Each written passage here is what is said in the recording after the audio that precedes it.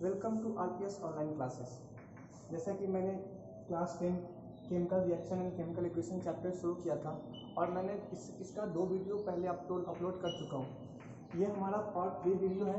तो जिन लोगों ने भी पार्ट 1 या फिर पार्ट 2 वीडियो नहीं देखा है, आई होप कि पहले आप जाएं और पार्ट 1 और पार्ट 2 वीडियो को देखें, फिर इस वीडियो को देखें, क्योंकि पार्ट 1 और 2 में जो बेसिक डिफिनीशन है या बेसिक एग्जाम्पल है केमिकल रिएक्शंस के कि कैसे हम कहेंगे कि कोई भी केमिकल रिएक्शन हो रहा है या हम कैसे उसे कंपोनेंट वाइज डिस्ट्रीब्यूट करेंगे, वो चीज़ वहाँ पे एक्सप्लेन किया गया है।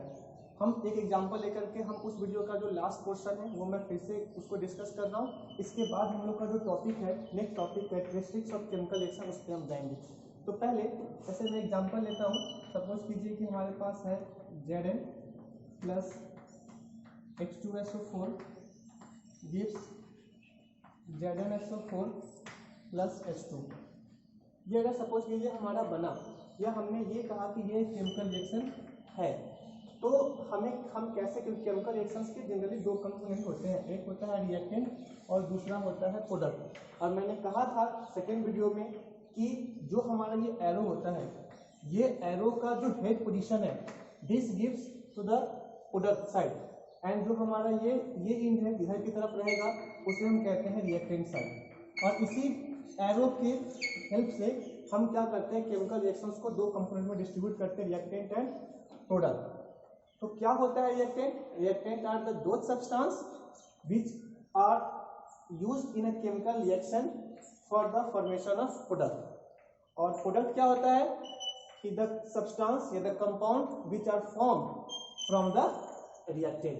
तो ये दोनों आपको ध्यान रखना पड़ेगा कि कब हम कहेंगे कौन सा रिएक्टेंट है कौन सा प्रोडक्ट है। अगर आपको अलग करने के लिए कहता है किसी भी केमिकल रिएक्शन से, तो आप ऐसे अलग कर सकते हैं। एक चीज और कि ठीक है, मैं आगे उसको एक्सप्लेन करता हूँ। मैं उम्मीद करता हूँ कि ये चीज आपको समझ में आ गया होगा कि हम कैसे कंपोनेंट को अलग करते हैं।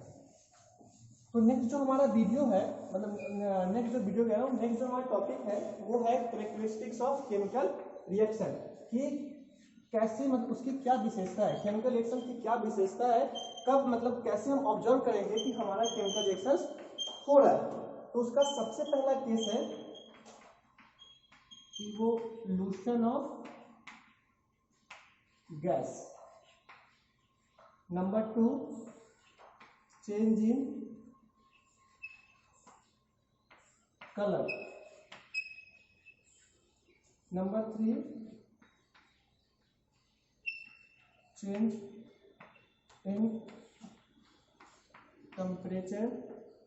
नंबर 4, यहाँ पे आपको 2 रिएक्शंस पढ़ने होंगे, एक एक्सोथर्मिक और दूसरा एंडोथर्मिक। कि कब हम कहेंगे कि हमारा जो टेम्परेचर अगर चेंज होता है तो टेम्परेचर इंक्रीज कर रहा है या टेम्परेचर डिक्रीज कर रहा है। अगर इंक्रीज करेगा तो एक्सोथर्मिक, मतलब हीट एंड लाइट प्रोड्यूस होगा। अगर टेम्परेचर जो है वो एब्जॉर्ब करता है तो कहेंगे एंडोथर्मिक, वहाँ पर टेम्परेचर क्या हो जाएगा, कम हो जाएगा। नेक्स्ट आता है फॉर्मेशन ऑफ प्रेसिपिटेट।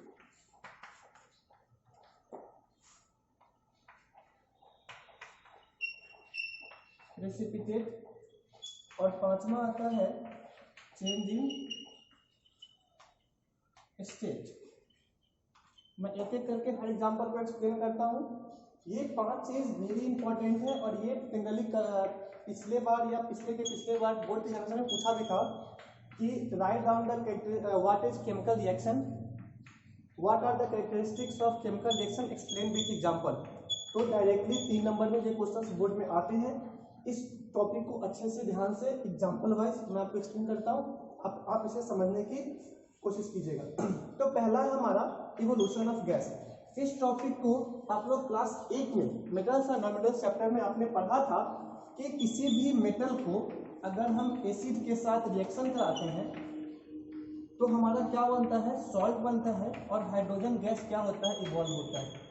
ये इस ऐसे एग्जांपल को हम लोग किस कैटेगरी में डालते हैं? इवोल्यूशन ऑफ गैस कहने का मतलब होता है कि अगर आप रिएक्शन करा रहे हैं या किसी भी 2 मैटर को जब मिक्स कर रहे हैं तो वहां से कोई भी गैस, जरूरी नहीं कि हाइड्रोजन गैस है, किसी भी तरह का गैस वहां से क्या होता है, लिबरेट होता है।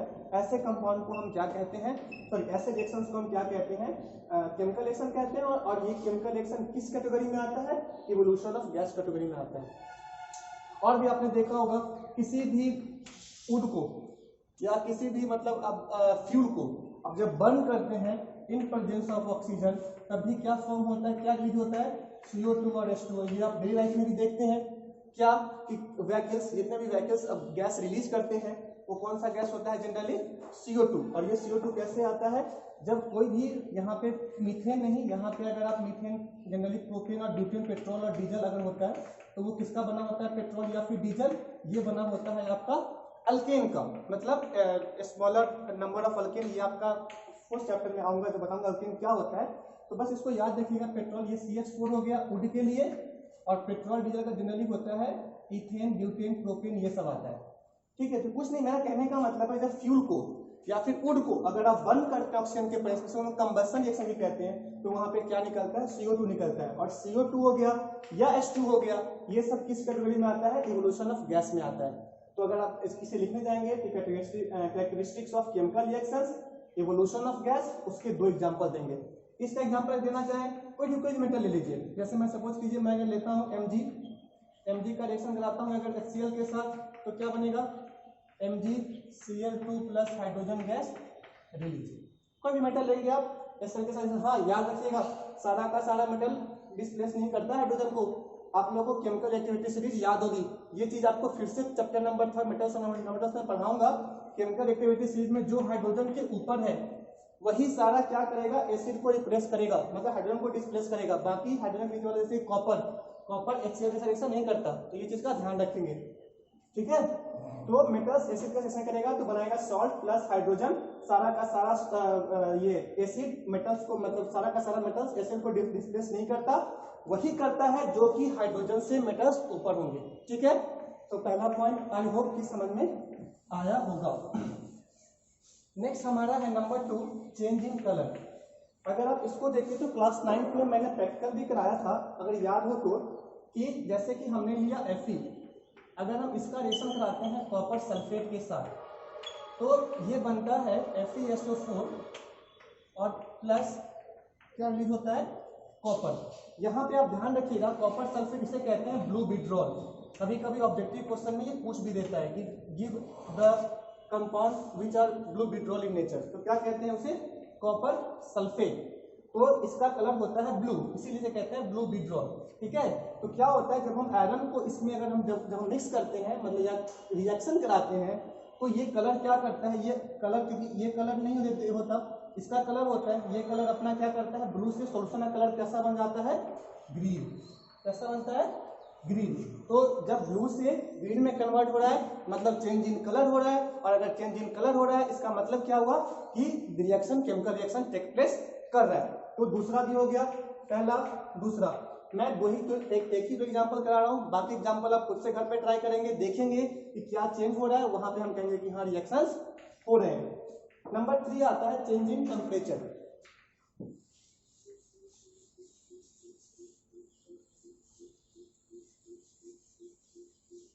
चेंज इन टेम्परेचर वाले में आपका दो रिएक्शंस हैं, उसमें एक है आपका क्या कि एक्सोथर्मिक और दूसरा क्या है, एंडोथर्मिक। और मैंने कहा एक्सोथर्मिक ऐसे रिएक्शन करते हैं जहां पे कि हीट क्या होगा, रिलीज होगा। रिलीज करने का मतलब कि आपका सिस्टम जैसे ही आप उसे मिक्स करोगे आपका सिस्टम क्या हो जाएगा, लिटिल बिट हीट हो जाएगा। एंडोथर्मिक होता है जहां पे कि जो आपका रिएक्शंस, मतलब जहां पे आप रिएक्शंस करेंगे वो उसका टेम्परेचर क्या हो जाएगा, कम हो जाएगा। तो अगर इसका एग्जांपल अगर हम देखें तो आप लोगों ने CaOH(2) इसका रिएक्शन जब भी कराते हैं CO2 के साथ तो ये बनता है CaCO3 प्लस H2O। तो यहाँ पे देखेंगे कि आपके पास ये था, इसे हम क्या कहते हैं, स्लैक लाइन, और ये क्या है, कार्बन डाइऑक्साइड। तो स्लैक लाइन जब कार्बन डाइऑक्साइड के साथ रिएक्शन करता है तो ये क्या बनता है, लाइम वाटर मिल्की हो जाता है। ये बहुत ही इंपॉर्टेंट है, इसका हम लोग प्रैक्टिकल भी देखेंगे कैसे होता है। तो ये रिएक्शंस भी आप क्या कर सकते हैं, चेंज इन टेम्परेचर में लिख सकते हैं। इसमें देखेंगे कि इस रिएक्शन का टेम्परेचर क्या हो जाता है, चेंज हो जाता है। तो यहाँ पे हम क्या कहते हैं कि हमारा जो रिएक्शन है वो केमिकल रिएक्शन टेक्स प्लेस कर रहा है। ठीक है, तो हमारा नंबर 3 भी हो गया। नेक्स्ट आता है ये टर्म है प्रेसिपिटेट। प्रेसिपिटेट कहने का मतलब होता है कि मतलब ऐसा रिएक्शन जहां पे कि हम क्या कर सकते हैं, दो सॉल्युबल सब्सटेंस में से एक को हम क्या कर सकते हैं, बाहर कर सकते हैं। मतलब the reaction in which solid products are removed out from the reaction, मतलब ऐसा केमिकल रिएक्शन जिसमें कि हम सॉलिड प्रोडक्ट को बाहर क्या कर सकते हैं, मतलब बाहर आउट कर सकते हैं केमिकल रिएक्शन से। ऐसे मतलब रिएक्शन को क्या कहते हैं, प्रेसिपिटेशन रिएक्शन, और जो सब्सटेंस फॉर्म होता है उसे हम क्या कहते हैं, प्रेसिपिटेट। ठीक है, अगर उसका अगर एग्जांपल देखें,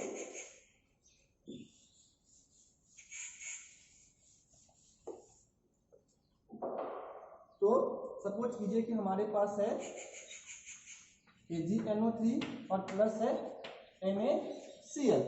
तो अगर AgNO3 और NaCl अगर हम मिक्सर कराएंगे तो ये क्या बनता है, AgCl, और इस साइन का मतलब होता है फॉर्मेशन ऑफ प्रेसिपिटेट। क्या मतलब होता है, फॉर्मेशन ऑफ प्रेसिपिटेट, और बाहर में क्या निकल जाएगा, NaNO3। और याद रखिएगा ये रिएक्शन एंडोथर्मिक की नेचर होता है। कैसा नेचर होता है, एंडोथर्मिक।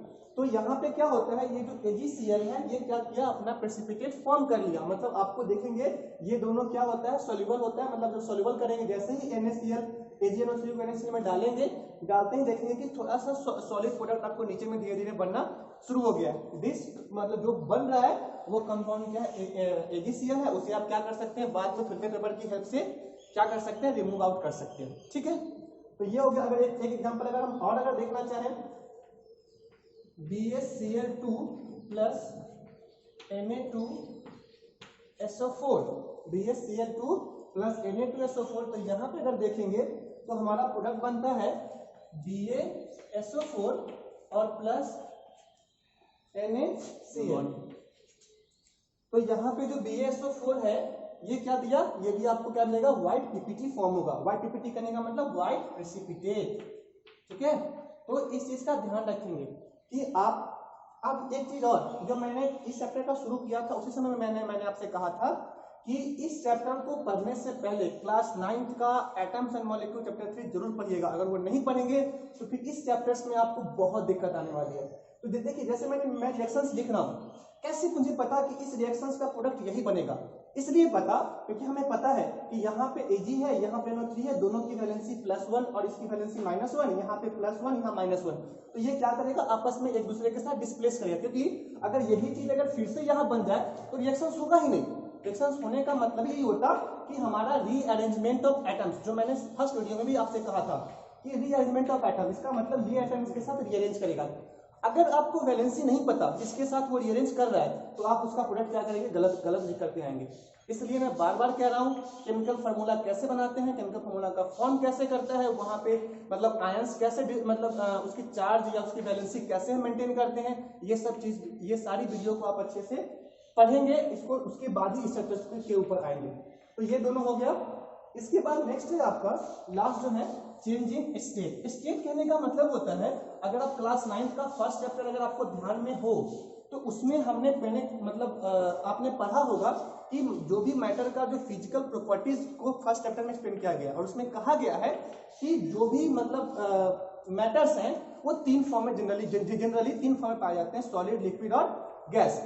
तो मेरा कहने का मतलब है कि अगर केमिकल रिएक्शन में कोई भी सब्सटेंस पहले सॉलिड या फिर लिक्विड है और बाद में जाकर के उसका जो स्टेट है वो चेंज हो गया है, तो ऐसे रिएक्शंस को हम लोग क्या कहेंगे, ऐसे रिएक्शंस को हम लोग कहेंगे चेंज इन स्टेट रिएक्शंस हो रहा है। ठीक है, जैसे कि सपोज कीजिए हमारे पास है Mg और ये कैसा होता है, सॉलिड। अगर इसका रिएक्शन हम कराएंगे ऑक्सीजन के साथ, ये कैसा होता है, गैस। और Mg का अगर ऑक्सीजन के साथ रिएक्शन कराएंगे तो क्या बनता है, MgO, और MgO कैसा है, MgO हो जाता है आपका गैस। ठीक है, तो यहाँ पे ये सॉलिड था, ये ऑक्सीजन के साथ ये किया और ये दोनों क्या हो गया, बर्न होकर के ये हो गया।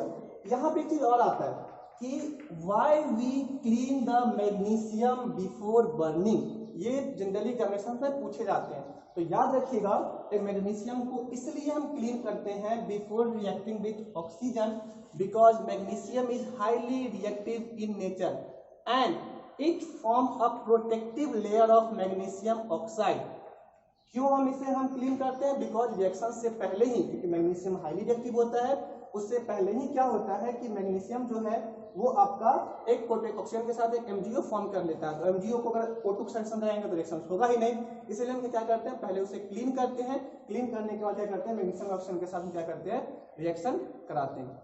तो ये चीज याद रखिएगा, यहाँ गैस नहीं है, सॉलिड होगा, ठीक है, कोई दिक्कत है? तो इसको, इस चीज को आप अच्छे से करेंगे। तो ये टॉपिक हमारा यहीं पे होता है खत्म। इसके बाद जो नेक्स्ट टॉपिक है वो बहुत ही इंपॉर्टेंट है, ठीक है, जो कि है केमिकल इक्वेशन।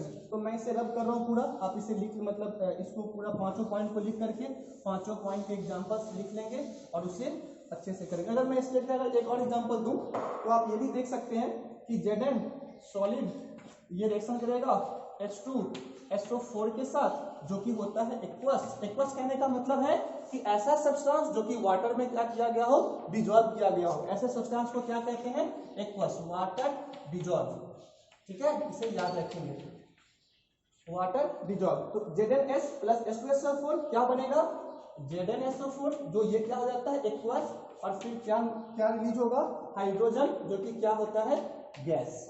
तो यहाँ पे देखिए Zn पहले क्या था, सॉलिड, अब क्या हो गया, एक्वस, स्टेट चेंज किया, यही चीज मैंने कहा था, चेंजिंग स्टेट। तो होप कि आपको ये सारा चीज समझ में आया होगा। नेक्स्ट जो आपका है,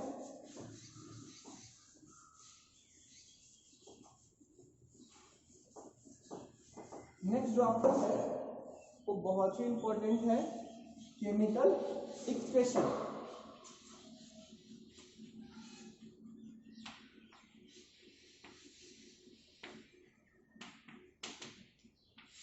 केमिकल इक्वेशन क्या होता है? केमिकल इक्वेशन, केमिकल इक्वेशन होता है कि द मेथड, ये इस तरह का मेथड है for the representation of chemical reaction. अगर मैं इसे लिखूं तो लिखूंगा रिप्रेजेंटेशन ऑफ, स्पेलिंग देख लीजिएगा, स्पेलिंग में थोड़ी सी प्रॉब्लम रहती है मेरी।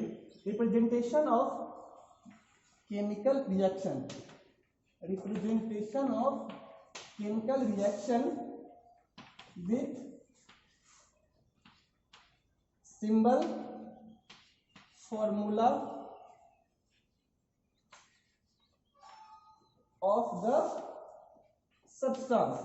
मतलब कि किसी भी केमिकल रिएक्शन का अगर हम सिंबॉलिक या फिर सब्सटेंस का फॉर्मूला के साथ अगर हम रिप्रेजेंट करते हैं, ऐसे रिएक्शंस को हम, मतलब ऐसे रिएक्शंस को हम लोग क्या कहते हैं, केमिकल इक्वेशन कहते हैं। सपोज कीजिए मैं अगर लिखता हूं कि zinc react with hydrochloric acid, suppose कीजिए मैंने ये लिखा। ये चीज याद रखिएगा, इस रिएक्ट का मतलब होता है कि एक चीज एरो के इस तरफ होगा और रिएक्ट के बाद वाला जो है वो हमारा, मतलब रिएक्ट का मतलब होता है प्लस साइन, कि जिंक को प्लस कर रहे हैं किसके साथ, हाइड्रोक्लोरिक एसिड के साथ। तो क्या बनेगा, जो बनेगा उसका हम लिखते हैं ऐसे, अगर वो लिखा होगा फॉर्म करके कि zinc react with hydrochloric acid to form, जहां भी टू फॉर्म लिखा रहे मतलब समझिएगा कि वहां पे आपको देना है बीच में एरो साइन, जहां पे रिएक्ट लिखा हुआ है समझिएगा वहां देना है हमें प्लस साइन। तो रिएक्ट में प्लस साइन और टू फॉर्म एरो जो दिया हुआ है वो आप इधर लिखेंगे। फिर से मैं कह रहा हूं, अगर क्लास 9th का चैप्टर 3 अगर केमिकल फॉर्मूला नहीं आता, पहले आप उसे जाकर के पढ़ेंगे, क्योंकि वो चीज अगर नहीं आपको पता होगा तो ये चीज आप नहीं कर पाएंगे।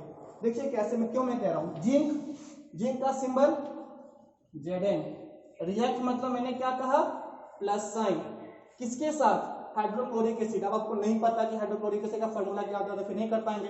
हाइड्रोक्लोरिक एसिड का होता है HCl, तो Zn plus HCl to form, क्या फॉर्म मतलब एरो साइन।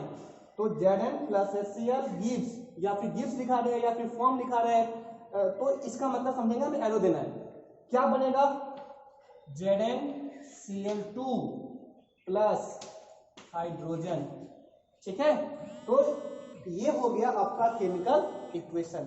इस केमिकल इक्वेशन तो हमने क्या देखा, जैसे मैंने एग्जांपल में आपको दे रहा था Zn HCl Zn plus HCl give ZnCl2 plus hydrogen. तो यहाँ मैंने क्या कहा, आपको कहा कि अगर आपको नहीं पता कि हाइड्रोक्लोरिक एसिड या फिर जिंक क्लोराइड का फार्मूला क्या होता है कि आप तो फिर आप इसे नहीं लिख पाएंगे। इसलिए हमेशा ध्यान रखेंगे कि जब भी कभी भी रिएक्शंस लिखना हो तो आपको पता हो कि उसका मतलब फार्मूला क्या होता है। तो फार्मूला जानने के लिए एक बार जितने भी सिंबल्स हैं एलिमेंट के या उसकी वैलेंसी क्या होती है, ये सब चीजें कि रेडिकल्स क्या होते हैं, पॉजिटिव रेडिकल्स क्या होता है, नेगेटिव रेडिकल्स क्या होता है, ये सब चीज को आप क्या करेंगे, कवर अप कर लेंगे।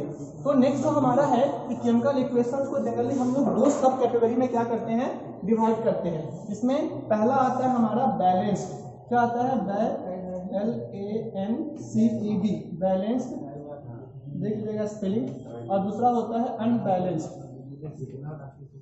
तो बैलेंस कहने का मतलब कि ऐसा केमिकल रिएक्शन जहां पे कि हम क्या करेंगे कि केमिकल रिएक्शंस को हम लोग उसके सिंबल के साथ, कंपाउंड के फॉर्मूला के साथ, उसके स्टेट के साथ कि उसका स्टेट क्या है, और उसके साथ साथ number of atom in reactant and product side क्या होना चाहिए, सेम। इस चीज को याद रखेंगे कि हमारा जो है इसका हमारा ये क्या होगा, सेम होगा। मतलब कि जो भी हमारा जो नंबर ऑफ एटम्स है, जैसे कि एग्जांपल में अगर बताऊं कि वो Zn ये देगा ZnSO4 प्लस H2। यहाँ पे देखिए Zn कितना है 1, H2 कितना है 1, सल्फर कितना है, सॉरी H2 कितना है 2, सल्फर कितना है 1, ऑक्सीजन कितना है 4। यहाँ पे Zn1 सल्फर 1 ऑक्सीजन 4 हाइड्रोजन 2। इसका मतलब ये हुआ कि इस केमिकल रिएक्शन में हमारा number of atom in the reactant side is equal to number of atom in the product side. इसका मतलब ये वाला स्टेप हमारा हो गया। स्टेट यहाँ पे स्टेट मेंशन नहीं है और इसका सिंबल तो है, तो हमें क्या करना होगा, स्टेट मेंशन करना होगा ना। सॉलिड, किसी भी चीज को हम वाटर में डिजोल्व करेंगे तो एक्वस, ये हो जाएगा सॉलिड और ये हो जाएगा गैस। तो अब ये हो गया कंप्लीट क्या हो गया, हमारा बैलेंस्ड केमिकल इक्वेशन हो गया। What is the meaning of unbalance, कहने का मतलब हम किसी भी केमिकल रिएक्शन को सिर्फ सिंबल और फॉर्मूला के साथ लिखेंगे तो उसे हम क्या कहेंगे, अनबैलेंस। कोई भी केमिकल रिएक्शन होगा वो सबका सब बैलेंस ही होता है जनरली, बट इसे भी आप ध्यान रखेंगे। जैसे कि सपोज कीजिए C+O2 हम लिखते हैं तो क्या बना, CO बना। तो ये क्या कहलाएगा हमारा, ये कहलाएगा हमारा अनबैलेंस्ड केमिकल रिएक्शन। अगर एग्जामिनेशन में किसी भी तरह का केमिकल रिएक्शन अगर आप लिखते हो तो ऑलवेज रिमेंबर हमें इस कैटेगरी को फॉलो करना है, इसको आप फॉलो नहीं करोगे। बस इसे जानने के लिए ध्यान रखिए कि अनबैलेंस का मतलब क्या होता है। हमें सिर्फ इसको फॉलो करना है, बैलेंस केमिकल इक्वेशन को फॉलो करना है। मैं अगर कुछ एग्जांपल अगर आपके सामने रखूं,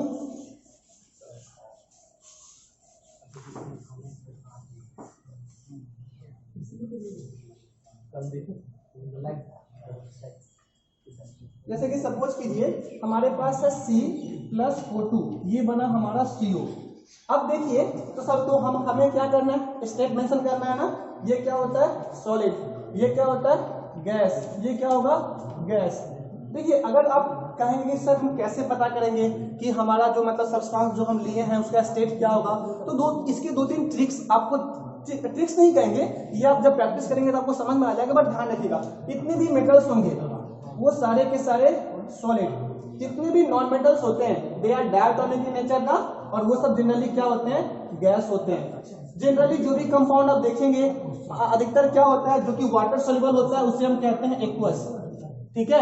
और जो प्रेसिपिटेट फॉर्म होगा उसे हम क्या कहेंगे, सॉलिड कहेंगे। तो ये जब आप क्वेश्चंस बहुत सारा सॉल्व करेंगे तो आपको ये चीजें समझ में आ जाएंगी कि किस चीज का स्टेट क्या होता है। तो अगर मान लीजिए मैंने ये क्वेश्चन लिखा, हमें इसे क्या करना है, बैलेंस करना है। तो C का क्या होता है सॉलिड, ऑक्सीजन का ओ, यहाँ पे देखिए कार्बन कितना 1, यहाँ कार्बन कितना 1, यहाँ ऑक्सीजन 1, यहाँ ऑक्सीजन क्या है 2। तो अगर हम बैलेंस करना चाहें तो यहाँ पे हम 2 लगाते हैं तो ये हो जाए। और एक चीज और, जब आप बैलेंस करना शुरू करेंगे तो always start from the compound which has very large number of atom, इसके पास लार्ज नंबर ऑफ एटम है, आप शुरू वहां से करेंगे, क्योंकि सिंगल को बैलेंस तो हम खुद ब खुद कर लेंगे, क्योंकि सिंगल को अगर आपको बैलेंस करना है तो उसके आगे में हम क्या लगा देंगे, नंबर ऑफ, मतलब जितना नंबर लगाना है वहां लगाएंगे।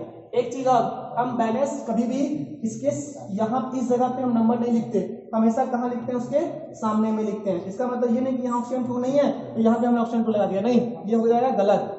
कहाँ लगाएंगे ऑलवेज, किसी भी कंपाउंड के ठीक सामने में लगाएंगे, उसके नीचे कहीं पे भी नहीं लगाएंगे, ठीक है, इस चीज का ऑलवेज ध्यान रखेंगे।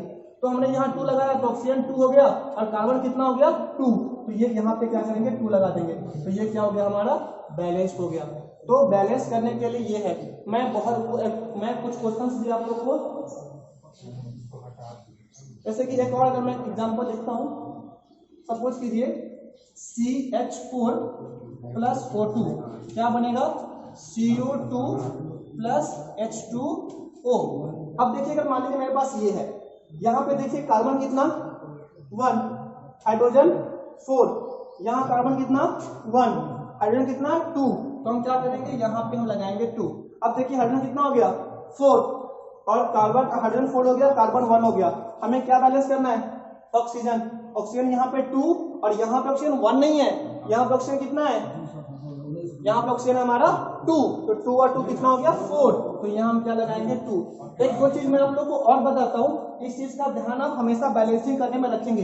जैसे कि सपोज कीजिए हमारे पास NO3 है, तो यहाँ पे नाइट्रोजन कितना होगा 2, ऑक्सीजन कितना होगा 6। सपोज कीजिए हमारे पास है 2MgNO3 सपोज कीजिए ऐसा तो कोई कंपाउंड लिखा हुआ है, यहाँ पे हम कैसे काम करेंगे, यहाँ पे Mg हो जाएगा 2, नाइट्रोजन कितना होगा, अब नाइट्रोजन यहाँ पे 2 नहीं है, कितना है 2 2 जा 4, ऑक्सीजन कितना है 3 2 जा 6, और इंटू 2 कितना हो गया 12। तो इस तरीके से हम क्या करते हैं, एटम्स काम करते हैं, तो इस चीज का गलती नहीं करेंगे, ठीक है। तो इस चीज को आप कंप्लीट कर लोगे। इससे रिलेटेड आपके एक्सरसाइज टेक्स्ट बुक, मतलब आपका एनसीईआरटी का टेक्स्ट क्वेश्चंस या फिर एक्सरसाइज क्वेश्चंस में अगर बैलेंस केमिकल इक्वेशन हो या आपको केमिकल रिएक्शंस लिखना हो, तो ये सब चीजें आपकी यहाँ तक की वीडियो से हो जाएगी। अब जो वीडियो, नेक्स्ट वीडियो जो अपलोड होगा वो होगा टाइप्स ऑफ रिएक्शंस, कितने टाइप्स के रिएक्शंस होते हैं, कॉम्बिनेशन, सिंथेसिस, कॉम्बिनेशन सिंथेसिस एक ही होता है, decomposition, double displacement, redox reaction is very important as the point of view of board examination, बहुत ही इंपॉर्टेंट है redox को आप अच्छे से पढ़ना। और नेक्स्ट आता है corrosion and recidivity। तो इससे रिलेटेड जितने भी आपके पास बुक्स हो, साइड बुक्स हो, नेट्स हो, जहां से भी आप कवर करना चाहे, यहाँ तक chemical reactions, reactant and product, example, ये सारा चीज को आप क्या करेंगे, कवर अप करेंगे, क्वेश्चन सॉल्व करेंगे। जो भी डाउट्स होगा आप कमेंट बॉक्स में, मतलब या यूट्यूब के कमेंट बॉक्स में आप कमेंट करेंगे, कमेंट को किसी भी तरह का डाउट्स हो, कोई भी टॉपिक्स अगर आपको समझ में नहीं आया, छोटी डाउट हो, आप उस चीज को कवर करेंगे, बट क्वेश्चंस जरूर सॉल्व कीजिएगा। टॉपिक्स पढ़ने से नहीं, क्वेश्चन सॉल्व करने से चीजें हमें समझ में आती है, और इस चीज को पूरा कवर अप करेंगे, नोट्स बनाएंगे, और कहीं पे कोई दिक्कत होगा तो कंसल्ट करेंगे। Thank you.